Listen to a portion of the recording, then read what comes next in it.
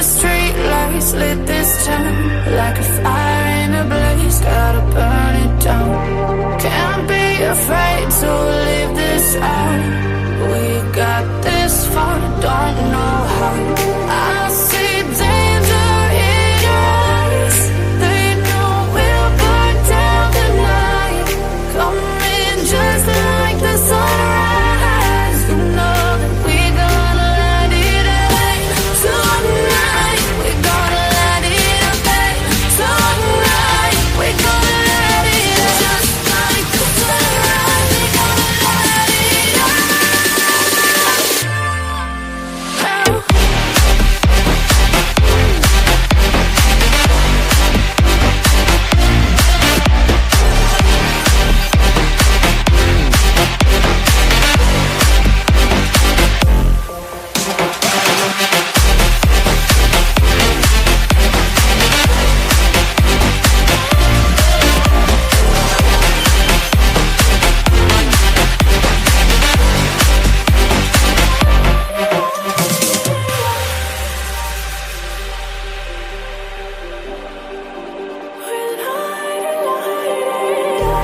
Just like a spark that's breaking out.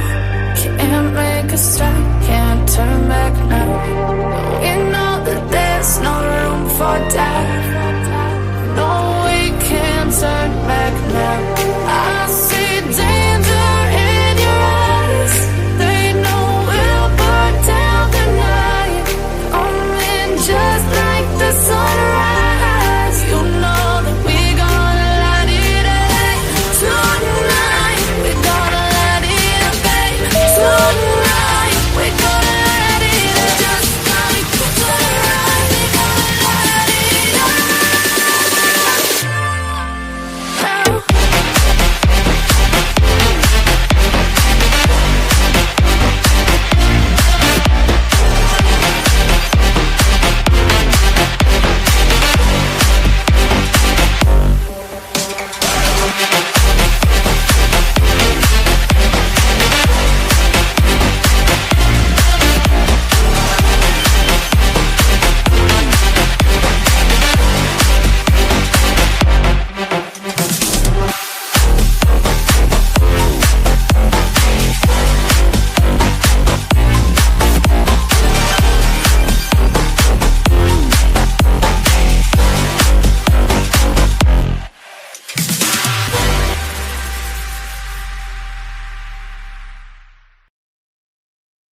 Hello, hello, hello. Welcome in, welcome in, welcome in, everybody.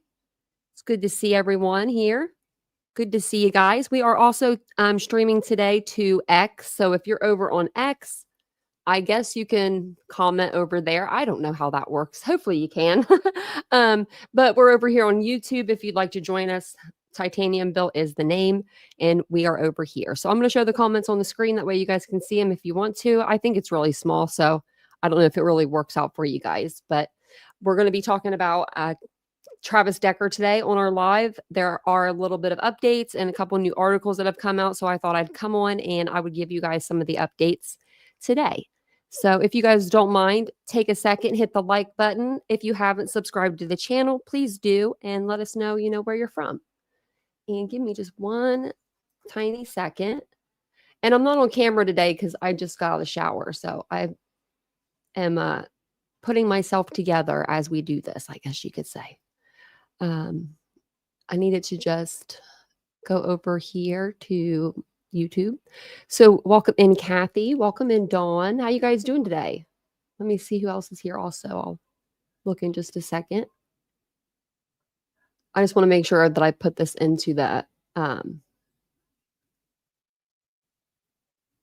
right spot. So you guys, if you're watching on a replay, you know where to find it. It's in its own little folder. Okay. And I'll put subscriber only mode on. That's only because it helps me. I don't know if we have any mods in the chat today. It don't really matter though. We usually have a pretty decent chat. So hello, CJK. Hey, Captain. Hey, Willows. Welcome in. Hey, Proud Mimi. Good to see ya. Hey, Sweetly Morbid Bear. Hey, Lurker. Number 13, the favorite number. That's what is in there? Is that a cat? Oh, is that a bunny? That looks like a bunny. That's cute. Can't get much cuter than a bunny. Hey, DM. Hey, Northern Lass. Sorry. Welcome on in, everybody. It's good to see you guys. Again, if you guys didn't join earlier, we had a premiere. We're having a full day today, okay? A full day of lives and a full day of pre-recorded videos or premieres. So we did do a premiere earlier today. It was over Idaho 4, and it was a new podcast that we've been watching. So if you want to check that out, that's what we've been covering on the channel a lot, and we'll be covering that tonight too. So I'm going to go ahead and get started. We'll go ahead and start with this. One of you guys, I have to get on my, I think it was Willow's. I have to get on my Twitter to remember, but one of you guys sent me this and I thought it was really awesome. I'm actually going to open it, another tab, to see if we can get it bigger. We can get it bigger. Okay. That's good. So this came out from the office of, I'm going to have to pronounce this word and I don't know how. So we're just going to forget it. The Chelan County Sheriff's Office. This is their new immediate release. This is from yesterday. It continues its active investigation into the tragic murder of 3 girls. And I'm going to actually stop there and I'm going to give you guys a little background. I'm a little off because I don't have my camera on today. So Travis Decker is who we're looking for.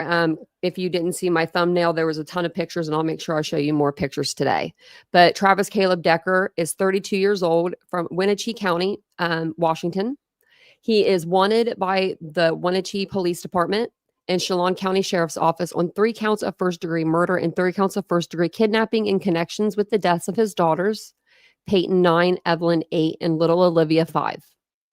The girls were reported missing on May 30th, 2025, after Travis failed to return them to their mother, Whitney Decker, following a scheduled visitation. Their bodies were found on June 2nd, 2025, near Rock Island Campground in Chelan County, approximately 75 to 100 yards from Decker's abandoned white 2017 GMC Sierra pickup truck. So he left his truck there. Court documents indicate the girls likely died from asphyxiation, with their wrist zip tied, and evidence at the scene, including plastic bags and a bloody handprints on the truck. So a warrant is out for Decker's arrest. It was issued on June 2nd and initially for custodial interference and later upgraded to the murder and the kidnapping charges. So a $20,000 reward is offered for information leading to his arrest. Decker is a former Army soldier and Washington National Guard member with advanced infantry training and is considered dangerous and potentially armed. And I heard today when I was listening to a video that they did say armed and dangerous. So that was the first time I've heard that. So he still remains at large as of today, which is June the 6th. And they're out on a manhunt trying to find him. He does have military background, so he could be anywhere. He could have offed himself. He could be out there in the woods trying to escape. He could have already been out of the woods. Maybe he had another car. We just don't know. I think that the more that I think about this case, the more I think that this was planned. That he planned to do this. Let's see. Okay. I got to do one last thing. Okay. No, I don't. We'll just keep on going.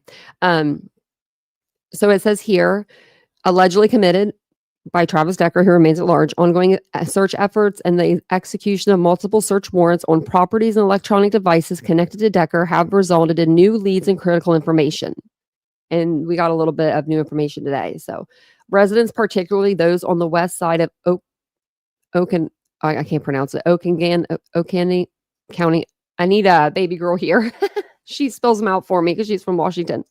And in remote or seasonal areas are urged to remain vigilant. Decker is still considered dangerous and potentially armed. So as of yesterday, it says potentially armed.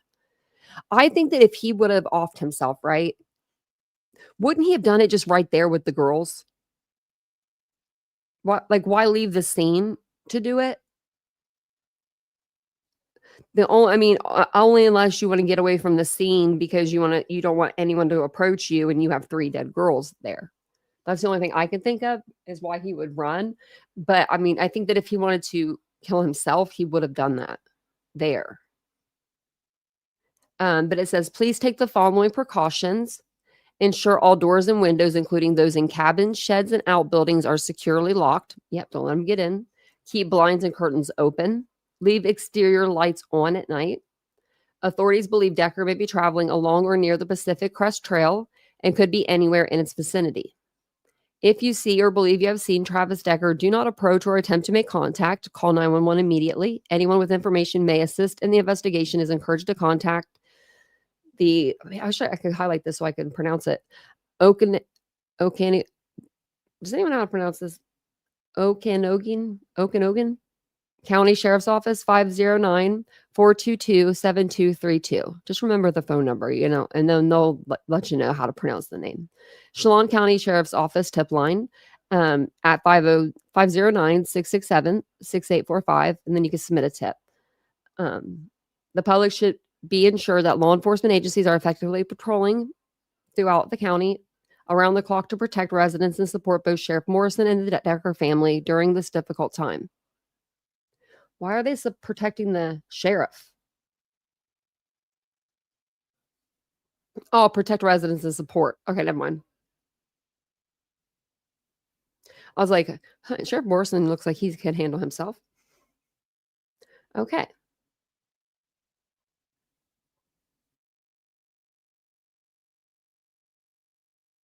Okay, sorry. Okay, so I found this on Twitter, and this was from the custodial paperwork that they had together. So they had like a written plan. They were already going through they had went through a divorce. I think she just kept the name because she just didn't change her name back. But they had went through the divorce, and this is kind of like a part of what the court had ordered. So we're gonna go over this real quick. Okanagan. Thank you. Is that close enough, Willows? Okanagan. Man, I hate these names. I need to go to Washington so I can learn all of them. They're pretty cool names, but they're just hard to pronounce for me. I'm the worst. I'm like dyslexic. So when I see words that I can't pronounce, they just jumble. Like the words jumble. So I'm so sorry.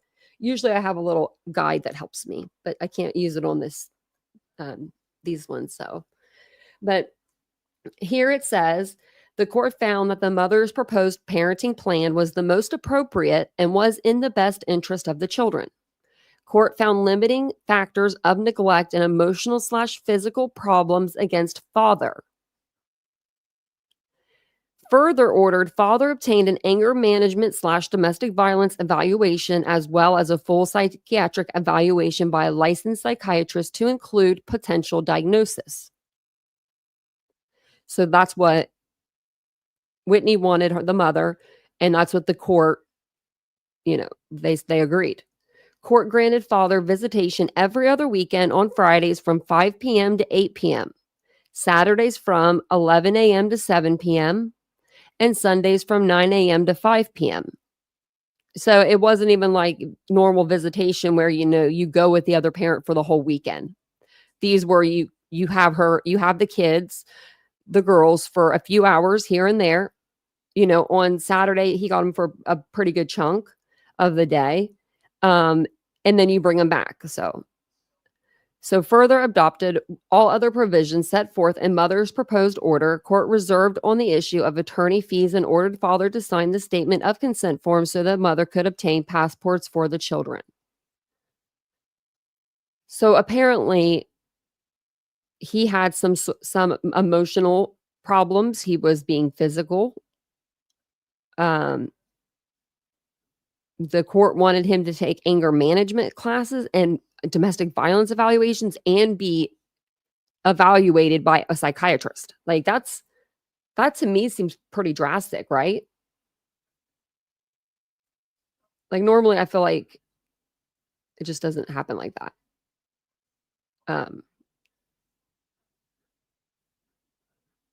Right, Real McCoy? Yeah, I believe that too. Did you see their GoFundMe? I wonder if I can look it up. Whitney. It was almost $1 million. I hope they get as much as they can get because these people, this woman is forever.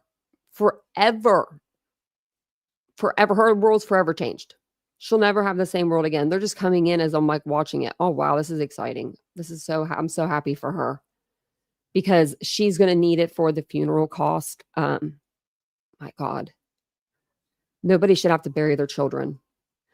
I'm going to drop the link for that in the chat. And it is at over $1 million. I'll share the link. and I'll share the GoFundMe so you guys can see it on the screen.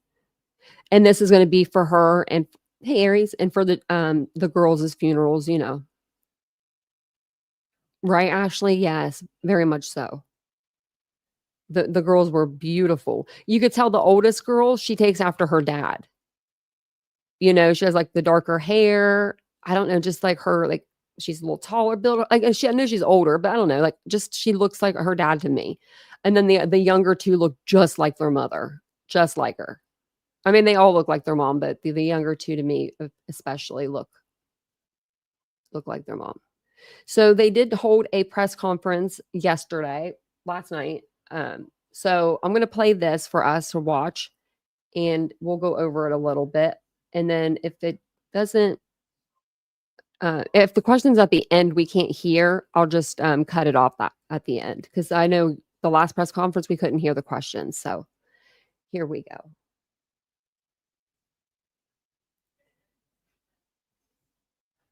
Aries, I think you're exactly right. Mentally unstable, homeless people should not have custody to children. Yeah.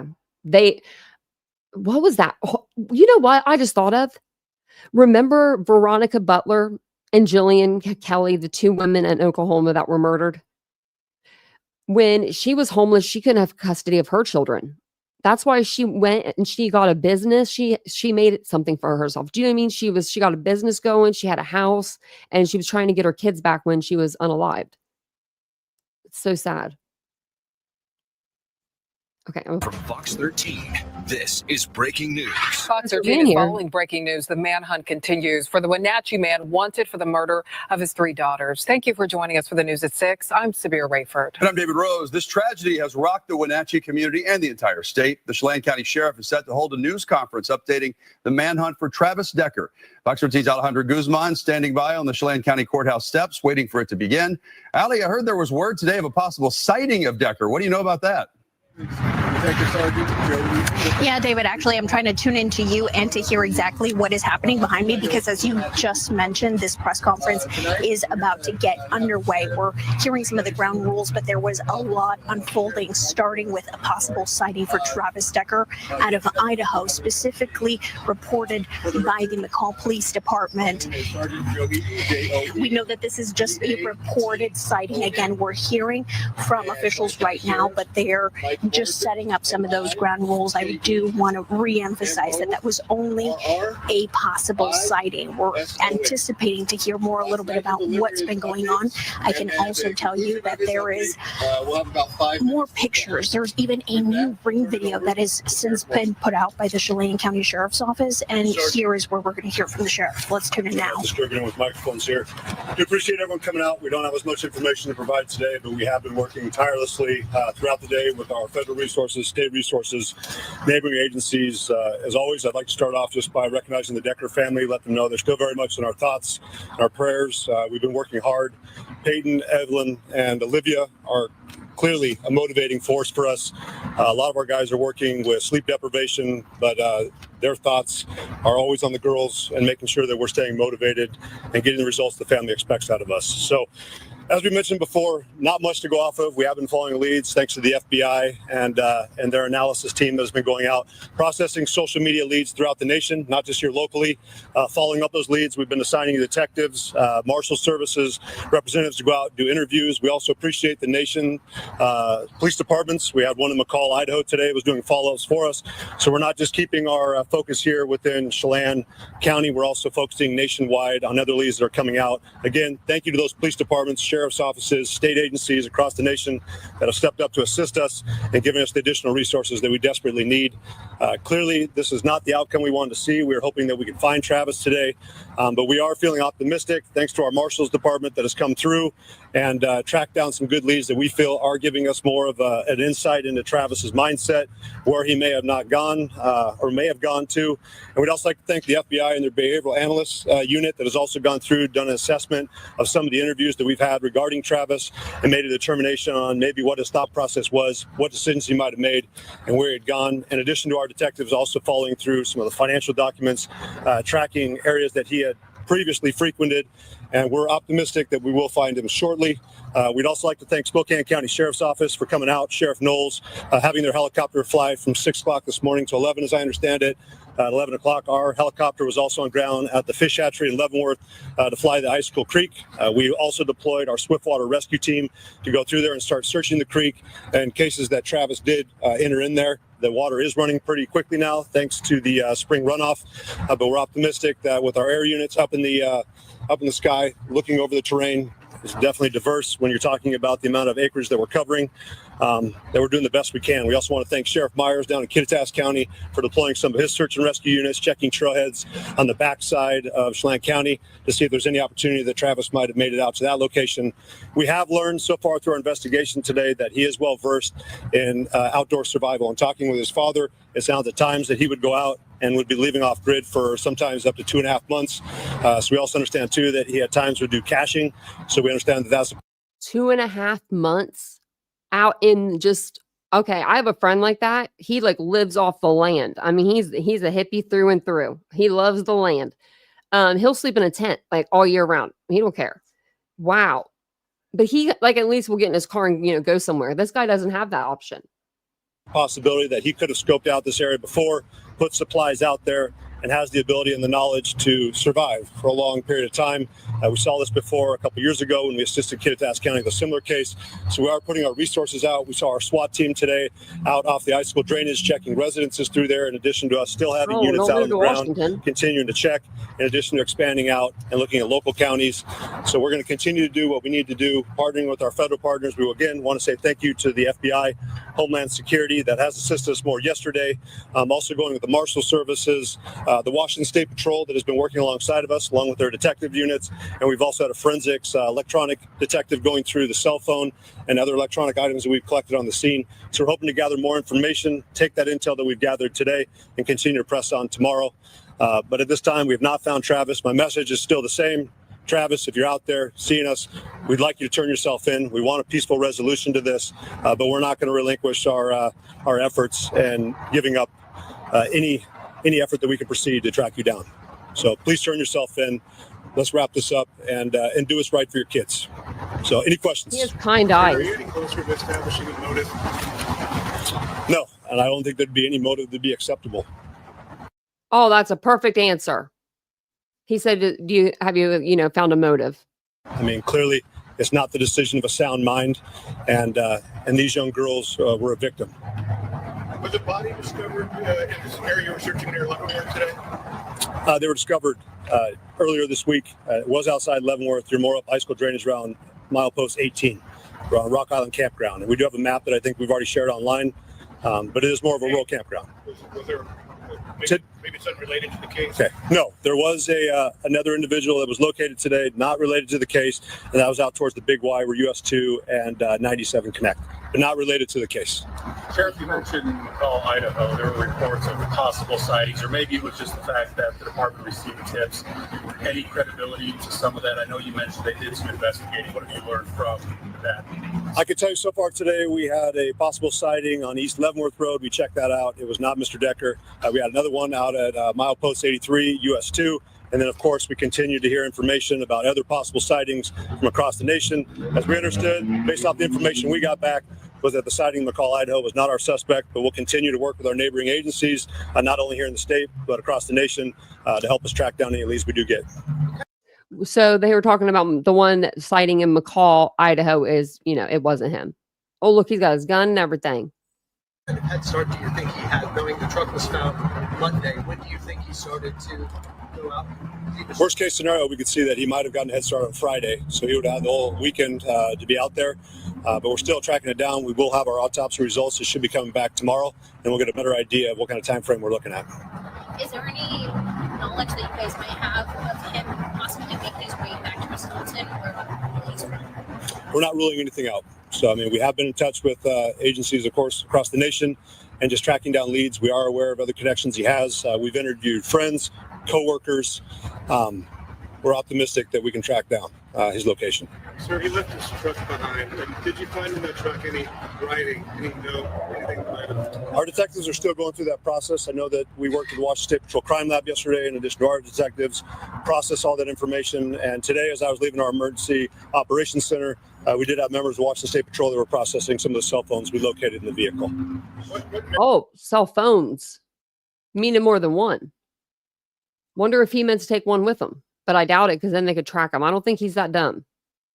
Military training does he have that could be a factor in his ability to elude authorities? We do understand, and we're getting more confirmation that he might have possibly gone through mountain survival school. But we also know, too, that he's been an outdoorsman since he was a kid. Talking with a parent, it seemed like this was something that he was attracted to, like doing in his free time.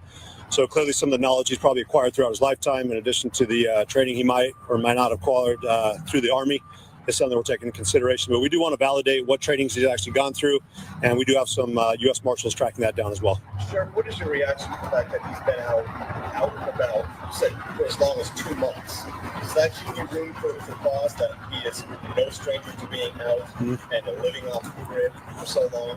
Well, we're certainly an agency that learns from the past. I mean, we saw this before, I believe, around North Bend. I don't know how many years ago that was, where they had an individual who had been involved in a similar incident and then had dug himself a bunker out there. So we take that in consideration, that he may be aware of our surroundings, has the ability to survive, and that's going to certainly make it more challenging, but we're up for that challenge. I mean, we recognize that 87% of our county is not accessible by road. We've been dealing with that over the last 125-year history of this agency, so we're no stranger to that.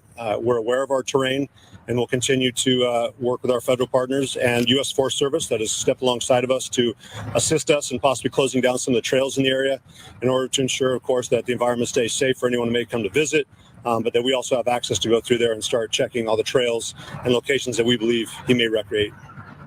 Sheriff, the longer this goes on, what concerns do you have about, you talk about the fight or flight mentality, and when desperation kicks in? Obviously, there's that survival skills element of it, but the longer it goes on, I mean, we've seen where things often go. Do you have concerns for whether it be those who are out looking for him, just kind of where this could all come together, and that mentality someone may have when desperation mode kicks in? We understand the mentality we're dealing with. We have a well-trained agency. We're a leader when it comes to de-escalation here in Washington State. We were one of the original agencies for that training hub, so we understand that we have the ability to control the pace of situations. We have behavioral health units. We have the ability to communicate with them. We're going to continue to do that, but our primary goal is to track him down. Of course, we want to make sure that he's safe, but ultimately he will be brought to justice. Mr. Dalton, this press conference that you're confident you'll find. What makes you confident given all these challenges? The amount of partners that have come alongside of us. I mean, again, I've cited the U.S. Marshal Service, the FBI. We've had Homeland Security investigations. We've had Border Patrol's tracking team here. We've had Douglas County, East Wenatchee. The amount of resources that we put on this right away gives me confidence that we are doing everything possible, in addition to working with the behavioral analyst team and also bringing cadaver dogs. We're open to anything and everything. And so far, despite our limited resources, it's part of our mission statement with the resources entrusted to us. I think that a lot of people have come alongside us to help us out. That's why I'm optimistic. So we're not doing it alone. You said that you've been in contact with his father. What has that interaction been like with his immediate government? What are they telling you about their reaction to this message? How are they handling it? They're frustrated with the situation, clearly, but this is their son. So, of course, that they have concerns about his safety. But overall, they understand that he does have to be brought in and he has to be held accountable for his actions. One more question, please. One more question. I thought he shaved his head by now. You said that with this survival skills coming to light here, how does that change moving forward as we get further and further into this investigation on your guys' search? Well, we understand that he can cover a lot of ground. I mean, certainly, based off what I know from him, he's in decent shape. And he has the ability to go out there, which, if anyone's been out in that part of the county, it's thick. So it's going to make it more challenging for us to locate him, and especially. I don't mean to interrupt, but have you guys, what he looks like the guy off of, I can't think of his name, the guy that played, he was on Clueless, and he was Cher's stepbrother. What was that guy's name? Something Rudd. I can't remember, but that's who I think that's who he reminds me of. If he's knowledgeable, he knows how to conceal himself. That will make a unique challenge for us. But we feel pretty confident in bringing members of Border Patrol in too, with their experience of working in more diverse terrain, especially along our Canadian border. We have people who are experts in that field as well, and also excel and have the military training as well. I mean, we recognize he's not a subject matter expert. I'm not going to glorify him in that sense. Oh, I do there you go. appreciate his service, but overall, we have other men and women who are assisting us who are also military veterans and have that kind of background and experience. And I would certainly point out our Forest Service deputy that was able to immediately locate it as soon as we got information about a general area where it's at. We're up for that challenge. So, thank you. Okay, for our media partners, I do have a contact sheet that I'd like to. Okay, so we don't need to watch the rest of that, but okay. I was making sure I wasn't muted. Paul Rudd, yes. Ant-Man, yes. Hey, Dutch. Doesn't he look like him in a way? Well, he's not up there now. Let me go back. I like a like when he was younger, but with like silvery hair. I don't know. That's just his something in his face. Maybe it's the lips or the eyes. I don't know, but he reminds me of him. Not like that has anything to do with this, but you know, it just reminded me of him. So I wanted to say it. I was like, that's what it. I think that's what it is. That's why I'm like, who's he remind me of? I hope he slams cuffs on him. I hope he's the one that brings him out of the woods. I don't know if Travis Decker is still, in the woods. If he's, I don't know how close to the Canadian border he is. We should look that up. We should look that up on our next live, like do some maps or something and see how close he is. Because I don't think you can just walk into Canada like anywhere. I mean, I just wonder, I don't know how that works. Do you know what I mean? Like, there's not a fence there. There's not a gate there. Like we're trying to build, down at Mexico. So I just don't know if you could just like literally, if you're in the woods and you can just walk into the woods in Canada and nobody says anything.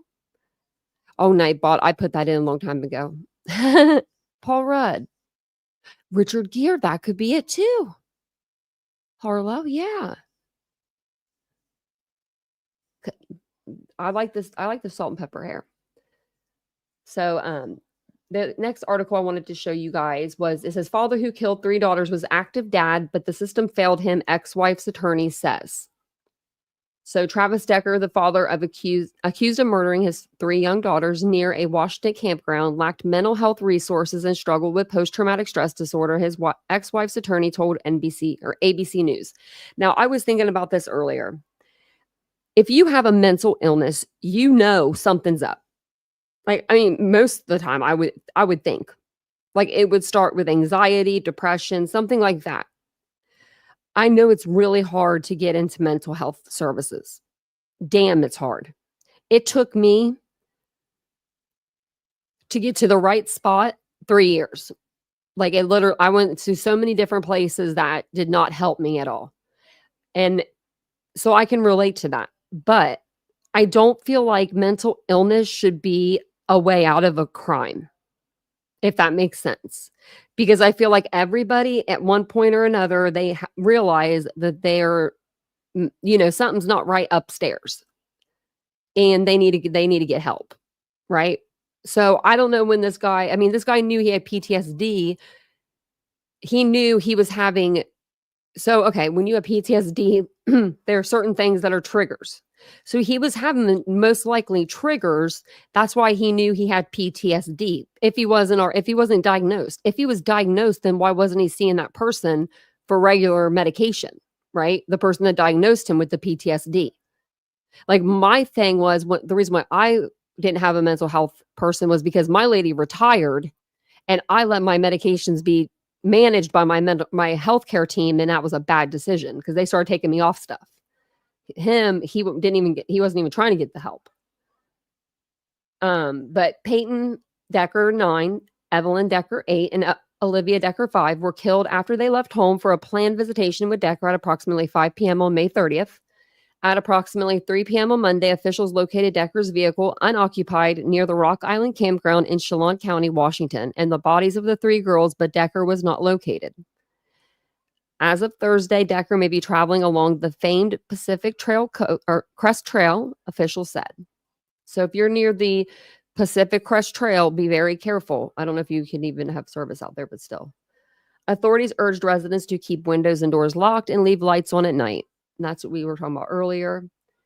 Ariana Cozart, the attorney for Whitney Decker, the ex-wife of the suspected murderer, who was a former member of the military, struggled with mental illness, including PTSD, and was unable to receive help through veterans resources.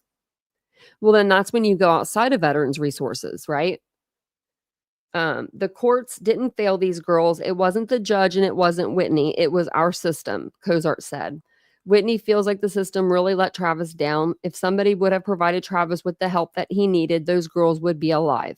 But before the girls disappeared last week, there were no red flags. There's no red flags. Okay, what about this? Let's go right here. Let's see. I'm going to show you something. I need this one. And I need this one. And I was trying to find one more, but oh, this one here. Okay. Okay, so this one's small. These are small. A couple of them are small, but you guys will get the point. Okay. So our dude Travis Decker went from looking like this guy right here on the right, to looking like this guy on the left, from looking like this guy right here to looking like this guy. To me, that's a difference. I would see a problem. Why are you not cutting your hair? Why are you not shaving? I know you're homeless, but I don't care. You can still do those things. They make public bathrooms. Do you get what I'm saying though? Like there was signs, in my opinion. That's just my opinion. Totally my opinion. I feel like sometimes people overlook the signs. And I'm not saying that she did. I'm just saying in general, I think sometimes people overlook the signs because they don't realize that the signs are out there. Do you know what I mean? Like they just kind of, oh, he has long hair because he's homeless, or like he hasn't shaved because he's homeless. He smells a little bad because he's homeless. He's not taking care of himself all the way because he's homeless. Like, you know what I mean? Or he's having mental problems. Like, I don't know, but people knew he was having mental problems because they just said in that article he wasn't receiving services from the VA. Like, it's just so sad. I wish that the system was a lot better than what it is. Because she had a good parenting plan going where it was only, a few hours here and there, and then he would bring them back. That's a pretty good parenting plan. Like you don't want to just like take his girls from him. Do you know what I mean? So she was trying to like make it work. But this article here, it has new text messages revealed. It was by the neighbor. I think this was in Daily Mail also, but I found this on what is this? Newsweek. So law enforcement officials in Washington continue the manhunt. We all know that. I'm going to try to get down to the, the nitty gritty. So the context, the incident reignited national concerns about missing persons protocols and parental visitation safety. The Wenatchee Police Department and said Washington State Patrol was contacted to request an Amber Alert, but it did not meet the criteria. The case underscored vulnerabilities in existing alert systems. And I think that they're doing something about that. I think they're petitioning to change laws already. So Ben Nye, I think that's how you say it. Let me see. Ben Wynn, a neighbor of the girl's mother, Whitney Decker, told Daily Mail he received a text from her after officials confirmed her daughter's deaths. They found their bodies, Whitney wrote. They can't find Travis. Nye told the outlet that Decker had a sad look when he picked up the children on May 30th. So Whitney said that he looked sad when he picked up the kids.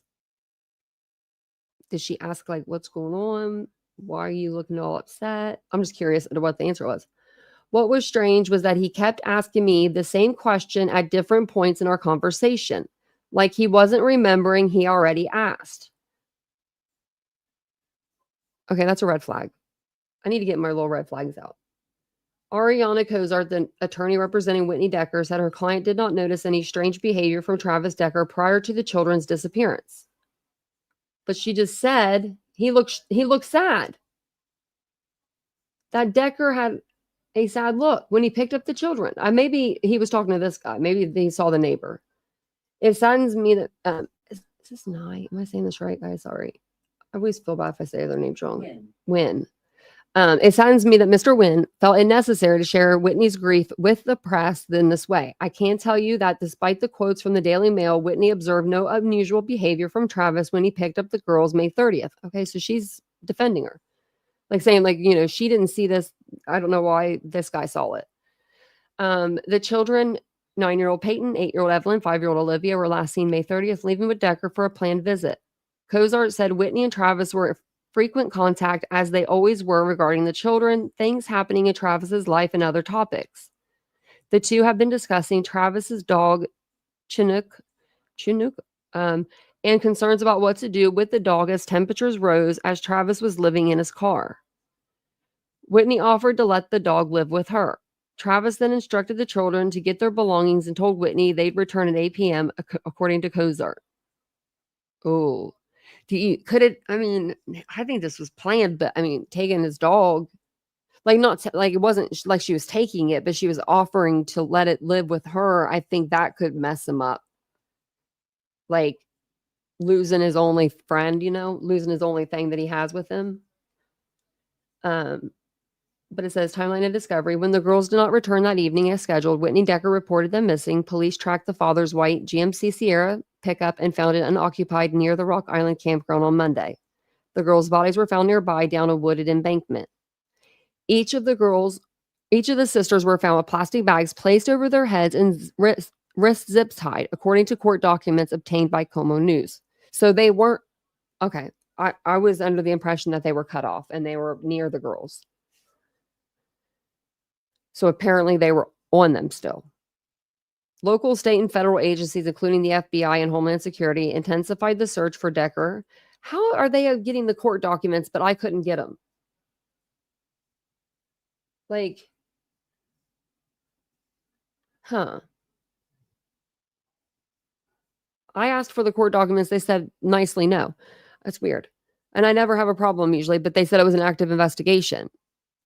When I open this up, it doesn't probably take me to the court documents or nothing. No, it doesn't. They're not sharing. They're not being nice. So local, state, and federal agencies, including the FBI and Homeland Security, intensified the search. So they're offering the $20,000 reward.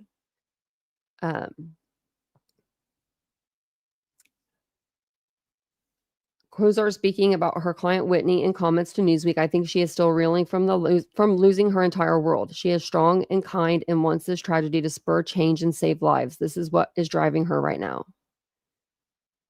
I would be a mess. You wouldn't be able to get me off the dang floor, you know? I would be on the floor in a puddle. Oh my goodness. I'm so glad that she's strong. Like, I'm really glad that she's strong. You know, that she's going to need that strength and that drive to get her through this, you know? So park officials have closed trails in Lake Chelan National Recreation Area with Northern Cascades National Park Service Complex. So the following trails are closed, including backcountry camps and cross-country zones along cross trails. So the Pacific Crest Trail, Rainbow Lake Trail, Rainbow Creek Trail, McAllister Lake Trail, Twist Pass Trail, Stiletto Spur Trail, North Fork Bridge Trail, Upper Stehekin Trail, Valley Trail, Flat Creek Trail, Thunder Creek Trail, Upper Stehekin, I can't pronounce that word, Valley Trail to Junction. So if you want to look at the screen, if you live near any of these areas, or if you're taking a trip and you're like, I'm going to go to this place and go walking, you're not allowed.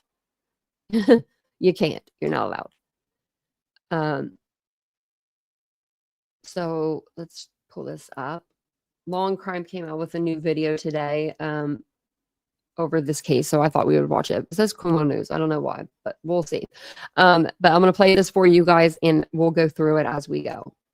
Urgent manhunt is underway for a father accused in the horrific murders of his 3 young daughters. New ring camera video from the Chelan County Sheriff's Office showing Travis Decker from the days leading up to his visitation with the girls. We also have new images as authorities continue to search for him. Decker, who once served in the military, is highly trained and is believed to be dangerous. I'm your host, Kennedy Walker, and I'll walk you through the details. You're watching Law and Crime.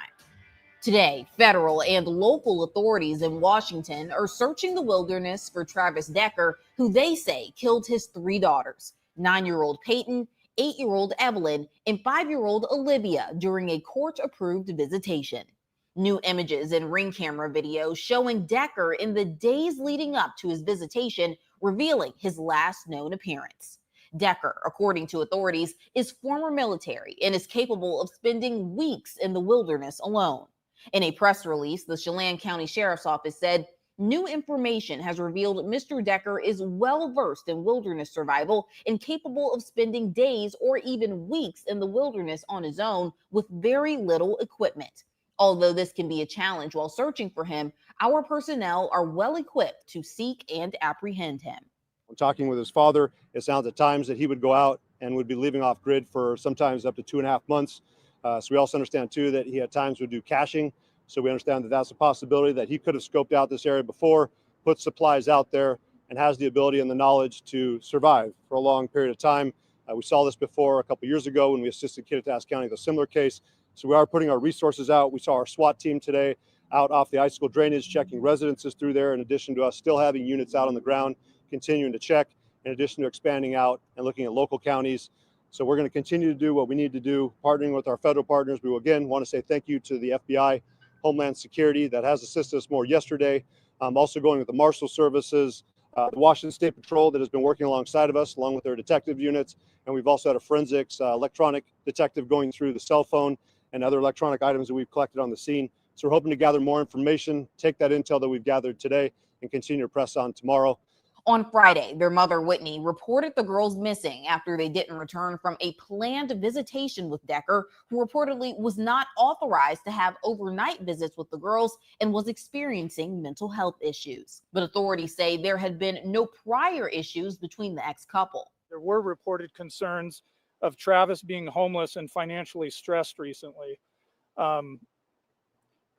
Whitney was clear that where did Whitney think he was taking these girls for hours on end if he was homeless? Do you know what I mean? Like, what would he do with them normally? I wonder. during the Especially 11 to 7. How are you going to occupy a kid's time for that long? exchanges that had occurred in the past, that Travis was very communicative with her in any deviations from the parenting plan. On Monday, June 2nd, a deputy found Decker's white GMC Sierra pickup with 2 bloody handprints on the back near the Rock Island campground. The girls' bodies were found close by. Investigators say zip ties and plastic bags were scattered throughout the area, and it appears the girls had been suffocated. A motive is unknown. And I don't think there'd be any motive to be acceptable. I mean, clearly, it's not the decision of a sound mind, and these young girls were a victim. Court documents obtained by Law and Crime reveal Decker was diagnosed with borderline personality disorder and was supposed to get mental health treatment and anger management, but had not. All 3 girls attended Lincoln Elementary School in Wenatchee, the community coming out to pay their respects. Classmates writing messages trying to process the unthinkable. An online fundraiser has already collected more than $800,000 for the victim's mother, who overnight lost all 3 of her children. The organizer writing, "These girls were true lights in this world, and it is a darker place without them." Authorities continuing to urge Decker to turn himself in. Travis, if you're out there seeing us, we'd like you to turn yourself in. We want a peaceful resolution to this, but we're not going to relinquish our efforts and giving up any effort that we can proceed to track you down. So please turn yourself in. Let's wrap this up and do what's right for your kids. A warrant has been issued for Decker's arrest, charging him with 3 counts of kidnapping and first-degree murder. If you are putting together a timeline as a prosecutor, he's the last person that's documented having been with them. They're found near the truck. I think his cell phone is found near that campsite or where that truck was and then leaving that area. So it So we had puts a him, campsite out it's there. evidence that puts him on that scene where the girls were found. It's a crucial piece of evidence in this case. Let me see. Criminal defense attorney Anthony Osso says if convicted, Decker is facing life in prison. And even if he does not confess, prosecutors can still make a case to convict him given the evidence. When I was a prosecutor, I oftentimes thought that circumstantial evidence is better than witness testimony, because circumstantial evidence doesn't lie. And you put together things like DNA. And I imagine that when they conduct the autopsies in this case, they will swab the areas on the bodies of these children that were possibly where they were strangled and make DNA comparisons. That's the kind of circumstantial evidence. Well, I'd argue that's direct evidence, but that's the kind of direct evidence that they will couple with circumstantial evidence to try and make a case against Mr. Decker here. Also says due to Mr. Decker's mental health issues, his attorney could explore an insanity defense. It's a case-by-case basis, and if the evidence supports a theory of insanity that the defendant didn't recognize the Lordy. consequences of their actions Oh, look how at the time, beautiful. then there's an argument to be Oh, made. So look how even if the defense beautiful. can't establish an insanity at the guilt innocence phase, Oh, man. it's certainly relevant to mitigating punishment in the punishment phase, Aw. to say that he was struggling with these things and they were a cause of his actions in this case. And for that reason, he should be prosecuted less severely than somebody who's thinking clearly doesn't have mental health issues. But also says despite Decker's diagnosis, him leaving the scene may hurt his case. Mr. Decker fled from the scene. And if that can be established, that indicates a consciousness of guilt and a recognition of the consequences of what he did. At the time of the girl's death, Decker was homeless. Police say he is 5'8" and 190 pounds. He has black hair, brown. Sleeping in that truck, 5'8", 190 pounds. That's not a small guy.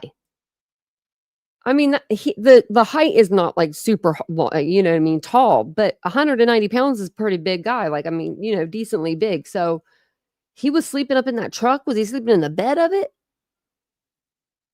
Good golly. Brown eyes and was last Where was he sleeping at? Just like anywhere?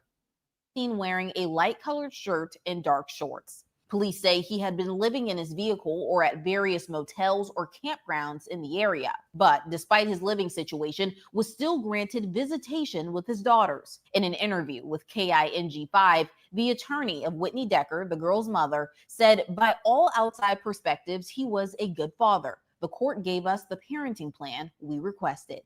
Also says the court system that allowed that could come under scrutiny. Assuming that they knew that there was mental health and that he was homeless and didn't have a secure place where he was supposed to keep the children, I think that raises a lot of red flags. Travis Decker is still on the run. Police urge anyone who has any information to come forward. Again, he is described as 5'8" and 190 pounds with black hair and brown eyes. Okay. Let's see what I got. Let me just star this. Let's see if I have anything else pulled up. I don't think I do. We already read about the neighbors. I'm going to put the GoFundMe in the chat again for Whitney. Let's see. Yeah, people are donating. Someone just donated like 3,000. So wow. Okay. I always like to donate to the GoFundMe because I know where the money goes, So I want to show tattoos here. That way, if anybody's in the area and they do see this guy, you recognize him by his tattoos. Unless he's fully covered, which it's hot out. I doubt he's going to cover his whole arm. You're going to probably see the bottom, at least, of this tattoo over here. The stripe, you'll see the little flag looking thing. You're going to see that. Like on his other arm, the skeleton looking guy is smoking something, looks like, and the lettering there. I don't know what the lettering says. It's too blurry, but that's how we're going to recognize him. And then this is him. And yeah, let's see if we can find if I can pull up a picture real quick of what he looks like now. And he may look like this. This guy looks like a lot of guys. It looks like his ears are gauged. They're not gauged very big. That means like there's holes in them. So, I mean, they look small. Or like they look like they're small gauges though. Like a 16 or something. I don't know if that's right, but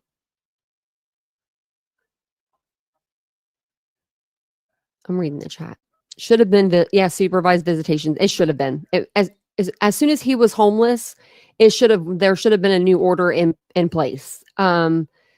I know that you can't just let kids like sit in front of the TV all day, but when you're at home or you have a home, you have a backyard you can play in, and the kids could play by themselves. You know what I mean? If it's like fenced in or whatever, and you don't have to worry too much, like, they're at that age where they're 9, 8, and 5. They can be like in the backyard. You could be sitting near the yard, the back door, or in the backyard with them.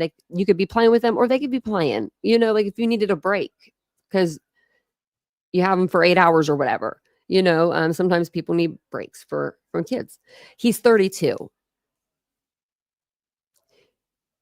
He does look older. Yeah. With the hair and beard. And he looks, like in this picture, he looks darker. I don't know if it's like summer or what, but he just looks darker. Chico, that's exactly what I said at the beginning of the live. Chico said, I understand he may suffer from PTSD and all that extra stuff, but as someone diagnosed as crazy as hell, that's what I said to about myself. It's no excuse to what he did to his daughters. There's no excuse for this. And that's what I said too. It's hard for me to be able to blame mental health problems when when you're getting to a point where you need help. Like, people usually know. Now, if you get that help, that's what's hard. It is hard to get help. He does look like he's in his late 40s, Will McCoy. No, there's no motive, Michelle, no motive. But I don't even have a motive in my head. Like, I mean, the only thing that I can think of, and this is going to be the stupidest motive in the world, would be maybe when Whitney said, I'll take the dog. It's getting too hot for the dog to be living in the car. And maybe that triggered his PTSD, or, and he thought everything's getting taken away from him. I don't know. I really not even wrap my head around this one. I do my best thinking in the shower, so maybe I'll think of something. I already took a shower today, though. That's where I do my best thinking. I certainly more of a bear. I do too. I think there might be something more that we didn't know. They are seriously insane. Yeah. Hey, honey Elder. Hey, Connie. Welcome in, everybody. It's good to see you guys. But yeah, he is on the run. He's wanted for the kidnapping and murder of his little girls, Peyton, who was 9 years old, Evelyn, who was 8 years old, and Olivia, who was 5 years old.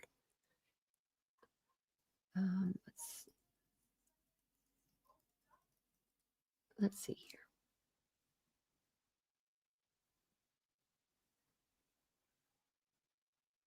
Well, that's not very big. Okay. I'm trying to find a good picture of the girls. Okay, there we go. There's a picture of them. Look how cute. They're adorable. They're adorable. So I don't know, Connie. I was thinking that maybe like you couldn't. I know that when we were discussing the case with the Oklahoma moms that were murdered by the God's misfits, that she couldn't get her daughter until she had a job, or like a job and a house. And so that's the reason why she pretty much died, is because she was getting all that stuff. No, it wasn't a car accident. No, he put plastic bags over their heads and zip tied their little hands behind their back, and asphyxiation is how they died. Oh no, I know you're not, Connie. Right, Michelle? That's what I said. Walking red flag. Yeah. Yep. You know, like the wife divorced, the kids are gone. Then she says she's going to take she'll take the dog. I don't think she meant it in a bad way neither. Just like, I'm just going to take the dog. I'll help you out, like I'll help you.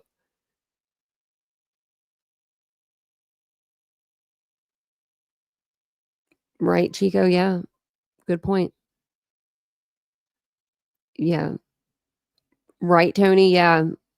I know the people that get custody of their kids, it's astounding. And then the people that don't have custody of their kids is astounding, when they do all the things to get themselves better. I know a girl that was on drugs. I don't know what she was on. I couldn't tell you. I went to school with her, so I just like saw it through Facebook. But they took her kids from her, which they should have. But she worked her butt off for years to get her kids back. I'm talking like this girl knew she messed up. Like it took losing her kids to know that, like, oh my God, I have a problem. But she was able to get herself and pick herself up out of the gutter. She went to all the parenting classes. She did all the things. She got off the drugs. She, like she had gotten a home for them, and now they're doing exceptionally well. They've been back with her for probably 10 years now or longer. It's probably been 10 or 15 years. But she had to work really hard to get them. Now, I think that Travis probably shouldn't have had those girls if he didn't have a home for them to go to. Because what are you going to do with them? Just drive around in your truck? You know what I mean? Like, I would have questions. Also, he used to be shaved down. His hair was like shorter, no beard, more presentable. He looked like he's kind of letting himself go. Like I said, there's places you can go to shave, right? They have like places for truckers and stuff. You can go into those bathrooms and shave. Like, that's what I would do if I was him. Like, I don't know. But I do think that losing everything could have been the reason why he decided to just unalive his daughters. And that's not a reason. You pick yourself back up and you keep on going, You have, I mean, he still had rights. He still had custody of them. It wasn't like she had full custody and he didn't have anything. He could see them every other weekend. And it seems to me like she's a really nice lady, this like Whitney Decker, the mom. And so I'm assuming that if he planned something for the girls for like a Monday and it wasn't his time to have the girls, and he told her, "Hey, I have this plan. Can I have the girls?" I'm sure she would have said yes. Hey, oopsie. So, I mean, I think that she would have been like, "Yeah, of course you could take the girls to the skating rink or whatever it may be." Like, I don't think that she necessarily was like taking them, but I think that in his mind, he could see that as she was taking them. Because if you have PTSD, sometimes things just don't make sense. A lot of things don't make sense to other people, Like for me, for instance, one of my triggers is knocking on the door, That's just a trigger for me. And there's backstory behind it, and that's just a trigger. So when people knock on my door, I run, I hide in the closet. Like that's the way I do. That's my PTSD. I wouldn't harm someone else. So that's like what I don't get too. Like PTSD is normally doesn't make you harm somebody. It makes you more like just anxiety, and I don't know how to explain it. You just got to like get away from the situation. You know what I mean? Like I don't know.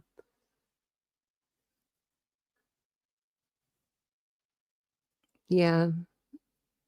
This is a really sad case, and I hope they find him, and I hope they find him alive. That's my hope. And I hope he doesn't go in there and plead guilty like Chad Doberman did. I hope that, well, actually I do hope he pleads guilty, actually, because there's I wouldn't want the mother to go through all this stuff.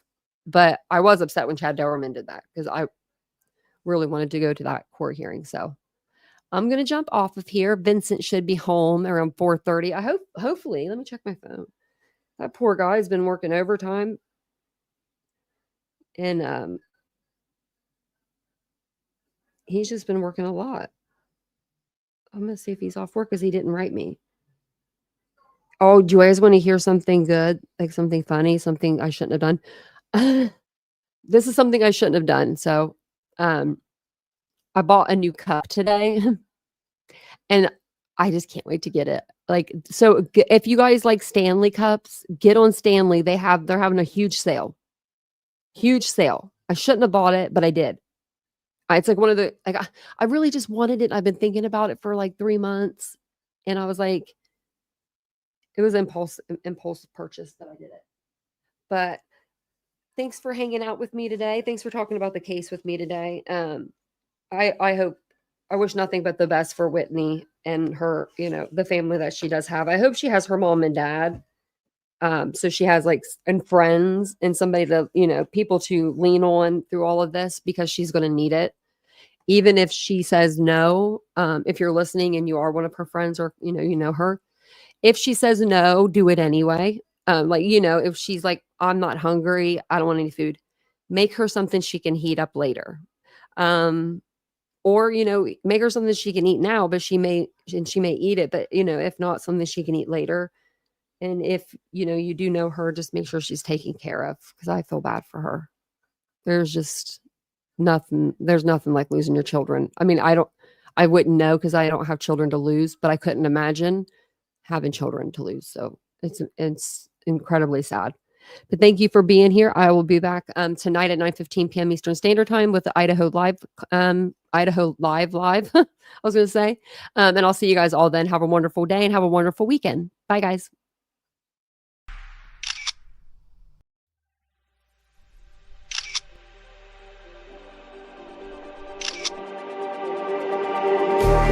Just like the street lights lit this town, like a fire in a blaze, gotta burn it down. Can't be afraid to leave this out. We got this far, don't know how. I see danger in your eyes. They know we'll burn down the night. Coming just like the sunrise. You know that we gonna let it out. Tonight, we gonna let it out. Tonight, we gonna let it out. Just like the sunrise, we gonna let it out.